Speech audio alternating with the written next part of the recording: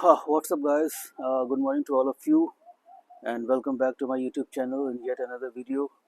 So, in today's video, I'm gonna let you guys know about my next trip. आज इस छोटे से video में एक बहुत छोटा सा एक वीडियो बना रहा हूँ मैं, जिसमें आपको मैं बताऊँगा कि मेरी नेक्स्ट ट्रिप कौन सी होने वाली है। तो लास्ट ट्रिप जो मेरी थी वो 13th ऑफ जनवरी थी। वो उस वक्त मैं गया था खजुराहो के लिए। तो और उसी 13 जनवरी को महाकुंभ प्रयागराज में भव्य और अलौकिक महाकुंभ का श्री गणेश हुआ था, मतलब आयोजन स्टार्ट हुआ था। तो उस वक्त मैं जा नहीं पाया था, हालांकि मुझे उस दिन जाना चाहिए था। तो वो क्या था, मिड था, जनवरी का मिड था। तो मेरे ऑफिस वगैरह में क्या है ना, काम का प्रेशर ज़्यादा होता है उस वक्त। तो उस वक्त मैं जा नहीं पाया प्रयागराज में महाकुंभ में। तो फिर मैंने उस दिन डिसाइड किया था कि मैं जाऊंगा तो ज़रूर जाऊंगा उस दिन। अगर आपने वीडियो देखी होगी तो उसमें मैंने बोला था कि मेरी नेक्स्ट ट्रिप जो होगी वो महाकुंभ के लिए प्रयागराज जाऊंगा मैं। तो आज है 4 फेब, 4th फेब है टुडे। और कल मैं निकलूँगा 5 तारीख को प्रयागराज के लिए महाकुंभ में जो अलौकिक दिव्य दर्शन है वहाँ पे करने के लिए। और आप सोच रहे होंगे कि सब लोग तो आ चुके हैं और इतने ये सारे स्नान निकल गए। एक्चुअली 5 स्नान मुख्य होते हैं, शाही स्नान पहला हो गया था 14 को, फिर 29 को आपको पता ही है। और कल था बसंत पंचमी का तीसरा स्नान। अभी 2 स्नान बाकी हैं, जो कि एक 12 को है और एक 26 को है। तो अभी 20 दिन के ऊपर अभी महाकुंभ का आयोजन अभी वहाँ पे बाकी है, चलेगा अभी। लेकिन जो मुख्य जो अखाड़े हैं, जैसे ये जो नागा बाबा वो लोग होते हैं, और भी मुख्य जो अखाड़े हैं वो शायद आज से जाना, कल से जाना शुरू कर देते हैं वो। लेकिन बाकी सारे अखाड़े और स्वामी साधु संत जो और लोग भी आए हैं वो वहाँ पे रहेंगे। तो मेरा ये पर्पस था ये वीडियो बनाने का कि मैं आपको एक्चुअली, मैंने बोला था 31 ऑफ जैन को मुझे जाना ही जाना था। लेकिन आपको बीच में पता है कि 29 तारीख मौनी अमावस्या को क्या हुआ, जो स्टैम्पीड हुआ, जो वहाँ पे भगदड़ मच गई थी। वो जानने के बाद एक्चुअली मेरे अंदर बहुत उत्साह था पहले जाने के लिए कि मैं 31 को जाऊँगा। और एक इतना बड़ा आयोजन है, it's the largest gathering of human beings of different communities in the world. पूरे दुनिया से, पूरे देश के कोने कोने, पूरे दुनिया के कोने कोने से लोग यहाँ पे आते हैं इस आयोजन का हिस्सा बनने के लिए। तो ये दिव्य अलौकिक दर्शन मुझे करने हैं कल जा कर के। और मैं आपको ये दिखाऊंगा कि जो स्नान के बाद की क्या स्थिति है, वहाँ पे क्या माहौल है। आपको लोगों ने तो सैकड़ों वीडियोस देखे होंगे अभी तक उसमें, यूट्यूब में, जिसमें लोगों ने स्नान दिखाया है, लोगों को, नागा साधुओं को और श्रद्धालुओं को स्नान करते हुए दिखाया है। मैं एक्चुअली जो वीडियो बनाऊंगा कल वो उसमें दिखाऊंगा कि इसके बाद की स्थिति क्या है, माहौल क्या है अभी वहाँ पे स्नान होने के बाद। और तो मेरा मूड बहुत ख़राब सा हो गया। 31 को तो मुझे निकलना था एट एनी कॉस्ट, मैंने डिसाइड कर लिया था। अब मैं व्यूज़ वगैरह के लिए बिल्कुल नहीं जाना चाहता था यहाँ पे महाकुंभ में, कि मेरा वीडियो चलेगा, मुझे व्यूज़ मिलेंगे। मैं सिर्फ वहाँ पे एक अनुभव, एक अलौकिक अनुभव को महसूस करने जाना चाहता था, वहाँ पे दर्शन करने जाता था और माँ गंगे की कृपा प्राप्त करने। और वहाँ पे मतलब आपको पता ही है सब, अनुभव फील करने जाना चाहता था मैं वहाँ पे।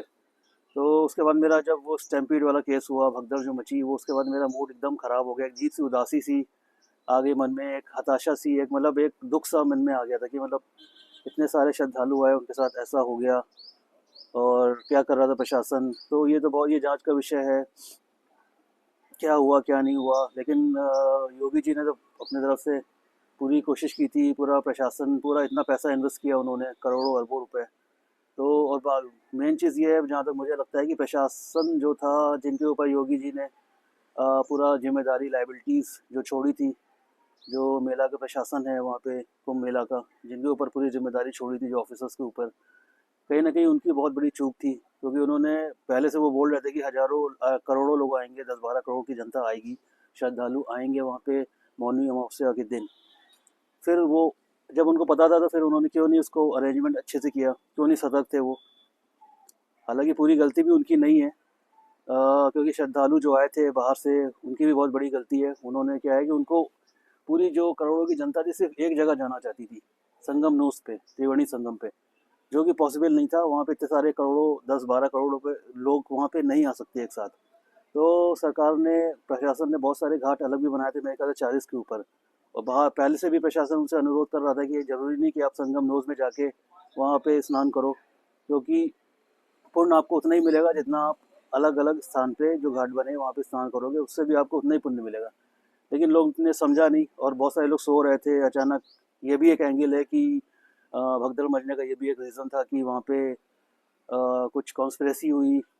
कोई चाहता था, मतलब आपको पता ही है ना, ये पूरा जो इवेंट था महाकुंभ का वो एक पॉलिटिकल इवेंट बन गया था, क्योंकि जो मेन अपोजिशन पार्टी है, मैं नाम नहीं लूँगा उन लोगों का, आपको तो पता ही है, वो शुरू से मतलब फूटे आंखों नहीं सुहा रहा था कि ये जो योगी प्रशासन है इस इतने बड़े इवेंट को, इतने बड़े जो आयोजन है भव्य, जो सनातन धर्म का आयोजन है, इसको बिल्कुल सफलतापूर्वक इसको संपन्न कर सके। क्योंकि अगर ऐसा हो जाता तो उनके लिए, योगी जी के लिए और बीजेपी गवर्नमेंट के लिए बहुत बड़ी बात होती, पूरी दुनिया में उनकी मतलब तारीफ ही तारीफ होती। वो तो अभी भी हो रही है, सब जानते हैं असलियत क्या है। तो कहीं ना कहीं से ये एंगल भी आ रहा है कि कोई कॉन्स्पिरेसी की गई है इसमें विघ्न डालने की।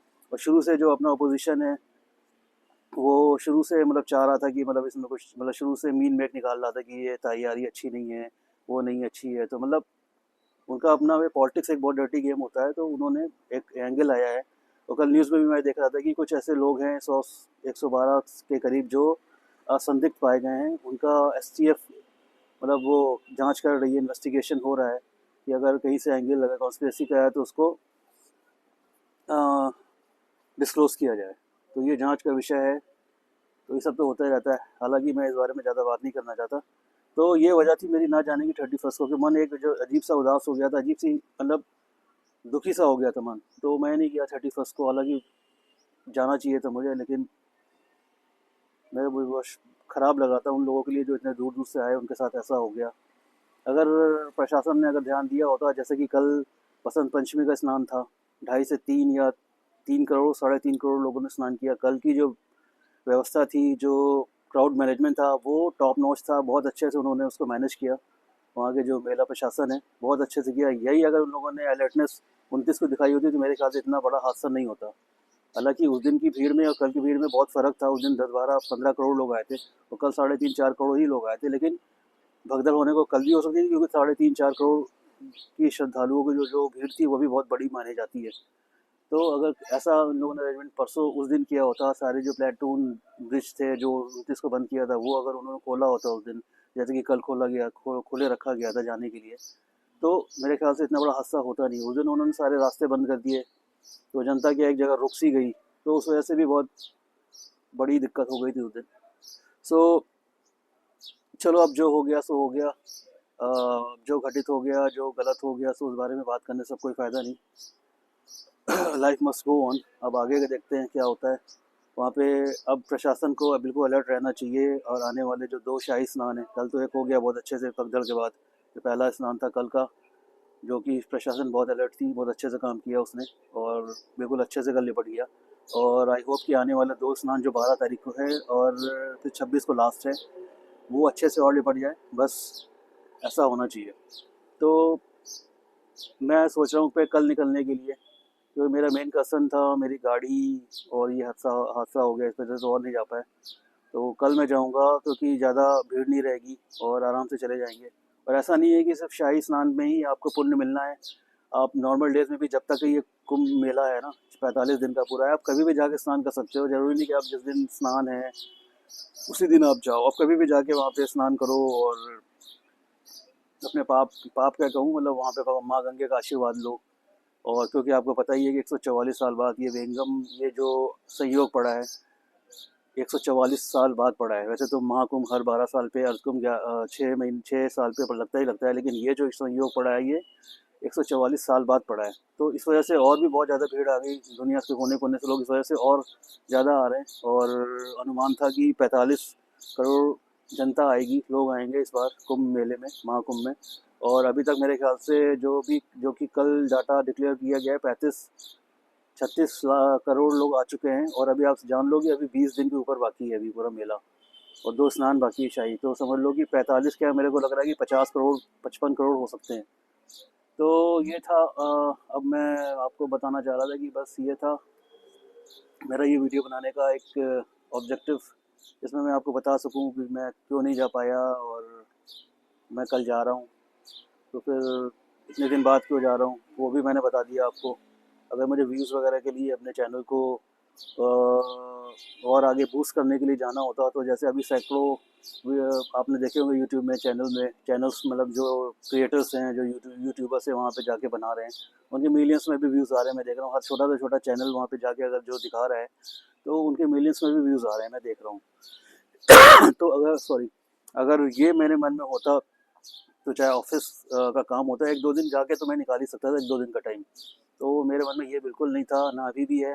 बस मैं वहाँ जाना चाहता हूँ, क्योंकि यहाँ वहाँ पे जाके मैं दर्शन करना चाहता हूँ भगवान के, और वहाँ पे जो अलौकिक दिव्य जो पूरा माहौल है उसको फील करना चाहता हूँ, उसको अनुभव करना चाहता हूँ उसका। तो बस कल मैं निकलूँगा यहाँ से 5 तारीख को, और 400-450 किलोमीटर है जबलपुर से अपना तीर्थराज प्रयागराज। तो अर्ली मॉर्निंग मैं निकलने की सोच रहा हूँ, और पहुँच जाऊँगा आराम से, ज़्यादा दूर नहीं। क्योंकि मैं रास्ते की वीडियो ज़्यादा नहीं शूट करूँगा, क्योंकि रास्ता तो मैं आपको बहुत बार दिखाता हूँ, रास्ते में कुछ रखा नहीं है, तो ज़्यादा दूर तक नहीं रास्ते की भी बनाऊँगा। लेकिन मेन मेरा जो है वीडियो बनाने का जो मेरा ऑब्जेक्टिव है वो महाकुंभ का ही है। तो वहाँ जाके ज़्यादा शूट करूँगा, और मैं 2 दिन रुकने वाला हूँ। कल चलूँगा तो पूरा 5 दिन जो कल की तारीख है, पूरा 5 रुकूँगा वहाँ पे। और 6 तारीख को भी रुकूँगा मैं पूरा, क्योंकि 5 तारीख को रुकूँगा तो पूरी रात वहाँ पे मुझे फिर देखना भी पड़ेगा अपने स्टे करने के लिए क्या है वहाँ पे। जो आश्रय स्थल है वो वहाँ पे, जो इसमें 100 रुपये का बेड है, वो सब भी देखना पड़ेगा मुझे, कहाँ स्टे करना है कहाँ नहीं करना है, क्योंकि होटल्स वगैरह तो मैनेज हो नहीं पाएगा मुझसे, अफोर्डेबल नहीं है मेरे लिए। तो जन आश्रय स्थल करके वहाँ पे गवर्नमेंट ने बनाया है, प्रशासन ने, 100 रुपये बेड है, और मेरे ख्याल से बहुत ईजिली मिल जाएगा, क्योंकि कल तो भीड़ होगी नहीं। और 23 सेक्टर में है वो, 23 क्या, बहुत सारे सेक्टर में, 6 में भी है, 18 में भी है। तो देखते हैं कहाँ पे जाएंगे। मैं कोशिश करूँगा कि मुझे जो अपने बाइक पार्किंग है, मुझे वो संगम एरिया में मिल जाए, जहाँ पे प्रयागराज किला है। तो वहाँ सब जाके मैं देखूँगा, और मेन अट्रैक्शन मेरा रहेगा कि डटे हुए हनुमान जी की वीडियो बनाना, और प्रयागराज किले के अंदर जो अक्षय वट है वहाँ की वीडियो बनाऊँगा। और सबसे बढ़िया चीज़ है कि सरस्वती, जो मिथिकल सरस्वती कहते हैं वहाँ पे रिवर, उनको जो लुप्त हैं, दिखाई नहीं देती हैं, उनका सरस्वती कूप है, वो किले के अंदर ही है। तो वहाँ पे जाके उसके भी दर्शन करूँगा, और आपको भी दिखाऊँगा। वहाँ पे कुएँ के अंदर वो हैं विराजमान, तो उनके दर्शन करना बहुत दुर्लभ होगा मेरे लिए, और आपको भी दिखाऊँगा मैं उनके दुर्लभ दर्शन, सरस्वती जी के, माँ सरस्वती के। और उसके बाद फिर जो वो जो मंडपम विमान है, जो द्रविडियन शैली में बना है, वो साउथ इंडियन मंदिर है वो, उसके भी वो वहाँ भी जाऊँगा। वहाँ पे कोई टिकट वगैरह नहीं है, वहाँ पे आप पूरा जा सकते हो। वो भी बहुत अच्छा दिव्य भव्य बना हुआ है, वहाँ के भी दर्शन कराऊँगा। वहाँ पे भगवान कृष्ण विष्णु जी के अंदर आइडल्स वगैरह हैं, गणेश भगवान और तमाम ऐसे, वो जो वो कल जाकर ही मैं दिखाऊँगा आपको। उसके बाद जो अपना डिजिटल एआई सेंटर है, वहाँ जो अमृत मंथन हुआ था उसका पूरा उन लोगों ने पिक्चर वो शूट वो दिखा रहे हैं उसको एआई की हेल्प से, बहुत अच्छा है। वो भी मैं देखता हूँ वीडियो में, बहुत अच्छा लगता है देखने के, वहाँ भी दिखाऊंगा आपको। और बहुत सारी चीज़ें हैं वहाँ पे, देखते हैं, कल एक्सप्लोर करते हैं, मेला खाली रहेगा, और होपफुली मेरी बाइक भी अंदर जा पाएगी, तो मुझे कोई ज़्यादा दिक्कत नहीं होगी अंदर एरिया में, मेला एरिया जो क्षेत्र है वहाँ जाने में। तो देखते हैं कल क्या होता है, बहुत सारी चीज़ें हैं, फिर घाटों के भी दर्शन कराएंगे आपको। मैं भी स्नान हो सकेगा तो करूँगा, और दिखाऊँगा, और लोगों से बात करने की कोशिश करेंगे कि क्या है, मतलब उनका अनुभव कैसा रहा, और क्या है क्या नहीं है। तो वो सारी चीज़ें कल जब वहाँ पहुँचूँगा तो अपने आप ऑटोमेटिकली होगा। तो इसीलिए मैंने सोचा कि कल चलते हैं, क्योंकि कल नहीं जा पाएंगे तो फिर जाना मुश्किल होगा। और बस ये मुझे आप लोगों को बताना था। तो आप लोगों से मिलता हूँ मैं कल 5 तारीख को अर्ली मॉर्निंग बाइक पे, और फिर आपको पूरा दिखाऊंगा, आपको पूरा मेला क्षेत्र दिखाऊंगा कि स्नान के बाद क्या माहौल है वहाँ पे, कितने श्रद्धालु अब आ रहे हैं। क्योंकि मोस्ट प्रोबेबली जहाँ तक मुझे आइडिया है, मुझे जहाँ तक लगता है कि कल से पूरा खाली हो गए होंगे, जितने लोग भी श्रद्धालु नहाने आए होंगे वो कल ही निकल गए होंगे। आज कल नहीं निकल पाए होंगे सब सारे लोग, तो आज तो निकल ही जाएंगे, पूरा मेला क्षेत्र आज खाली हो जाएगा। तो ये अच्छी बात है मेरे लिए, चलते हैं वहाँ पे कल, और खुद भी अनुभव करते हैं उस भव्य दिव्य अलौकिक पूरे एरिया का, उस क्षेत्र का, और आपको भी वहाँ पे दर्शन कराते हैं। ठीक है, तो मिलते हैं कल आपसे मोटर बाइक पे। तब तक के लिए स्टे सेफ और बी ब्लेस्ड।